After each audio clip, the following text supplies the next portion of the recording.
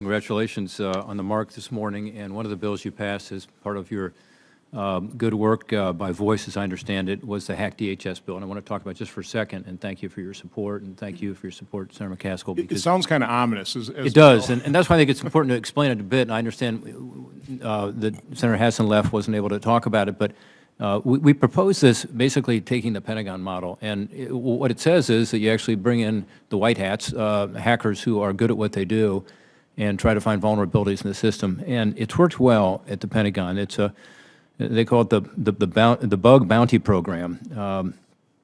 They've experimented with large contracts to identify network vulnerabilities. Over 200 vulnerability reports came in from these white hat hackers in the first 6 hours alone. In other words, they were able to discover where there were vulnerabilities that could then be closed to keep the people who are not wearing the white hats, who are trying to access our in this case, Department of Defense.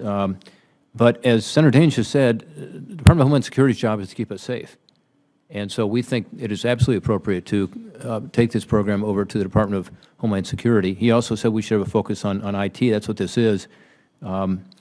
So I'm hopeful that this legislation, which was improved today, by the way, and I appreciate that, I think we're all interested in making sure it works effectively and that DHS is ready to address any vulnerabilities immediately. I think the bill was improved thanks to the work of your staff today on that regard. But let's make this work at DHS. Let's get this through the floor, and then let's see whether it's appropriate to expand to other agencies and departments, because this is not going away. You know, we've seen in the front pages this morning, again, discussion of how vulnerable we are as a country to hackers, some of which are foreign country controlled hackers.